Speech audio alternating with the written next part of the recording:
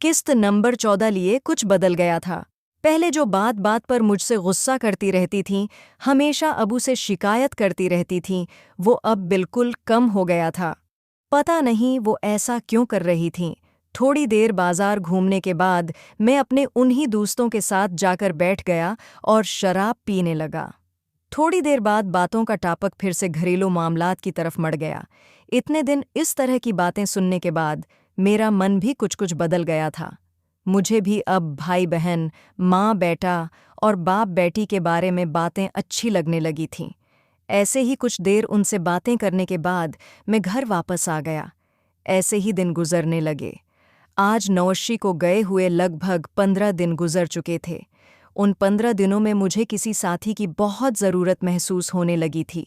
ऐसा नहीं था कि मैंने कोशिश नहीं की।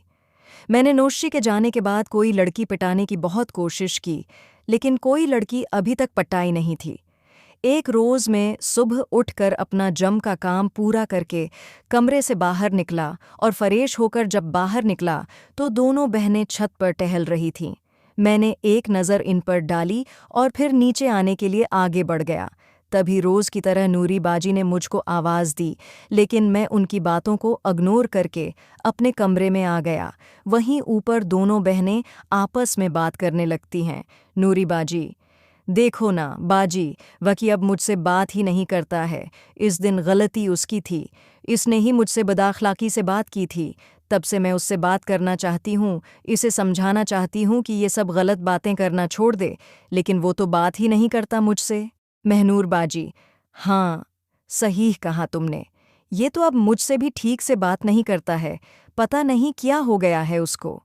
नौरी: कहीं ऐसा तो नहीं कि ये किसी गलत चक्रों में तो नहीं पड़ गया है जो हम लोगों से ऐसा बर्ताव कर रहा है। महनौर बाजी: हाँ, मुझे भी ऐसा ही लगता है, उसके बारे में उससे बात करनी पड़ेगी। इधर दोनों बहनें आपस में बात कर रही थीं और उधर मैं तैयार होकर अपने दोस्तों के पास चला गया। जब मैं वहां पहुंचा तो दोनों वहां पहले से ही मौजूद थे।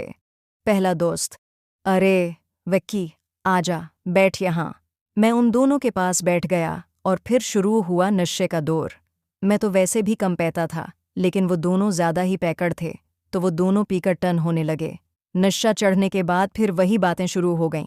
पहला दोस्त: यार, अब तो सब्र नामुमकिन है, बहुत मन कर रहा है। दूसरा दोस्त: हाँ यार, मेरा भी यही हाल है, मुझे भी अब करना ही है किसी कीमत पर। पहला दोस्त: यार, वो की तेरा मन नहीं करता क्या? नौशी को गए हुए भी तो कितने दिन हो गए हैं। मैं: मन तो बहुत करता है, लेकिन क्या कर सकते हैं, कोई मिल ही नहीं रही है। दूसरा दोस्त: तुझको लड़की ढूंढने की ज़रूरत ही नहीं है भाई, लड़कियां तो तेरे घर में ही हैं, तो चाहे तो इनमें से किसी एक को पटा सकता है। मैं: अबे, तो फिर से शुरू हो गया। मैंने कितनी बार कहा है कि मुझसे ऐसी बातें मत किया करो। पहला दोस्त: तो फिर से शुरू हो गया। मैंने कितनी बार कहा है कि मुझसे ऐसी बातें मत किया करो। दोस्त: तो फिर चल, किसी जिस्म फरोश के पास चलते हैं, अब बस यही एक रास्ता बचा है। मैं: आबे, पागल हो गया है, वहां जाएगा, कहीं किसी को पता चल गया तो लेने के देने पड़ जाएंगे, और कोई बीमारी लग गई सो अलग। दूसरा दोस्त: विकी, हाँ, तो सही कह रहा है, अब लगता है कि जब तक शादी नहीं हो जाती तब तक ऐसे ही गुजारा करना पड़ेगा। मैं: हाँ यार, मुझे भी ऐसा ही लग रहा है। पहला दोस्त: तुझको तरसने की ज़रूरत तो नहीं है, अगर तो थोड़ी सी हिम्मत दिखा दे तो तेरा जगाड़ तेरे घर में ही हो जाएगा, लेकिन तो बेवकूफ़ फटो ही रहेगा। मैं: अच्छा अच्छा, अब ज़्यादा बकवास न कर, मैं अब घर जा रहा हूँ। मैं अपने दोस्तों से इजाज़त लेकर घर की तरफ चल पड़ा। नौशी के जाने के बाद अब मुझे भी किसी के प्यार मोहब्बत क़ुर्बत की बहुत तलब हो रही थी। मुझे किसी भी कीमत पर अपना साथी चाहिए था, लेकिन मसला ये था कि ये सब होगा कैसे। मैं अपने घर आया और ऊपर छत पर चला गया और फ्रेश होकर अपने कमरे में आ गया और बेड पर लेटकर सोचने लगा कि अब कैसे भी करके खुद के जज्बात को शांत करना है जो हमेशा ही जागे रहते हैं। और मैं नौशी के साथ गुजरे हुए हुसैन पल को याद करने लगा।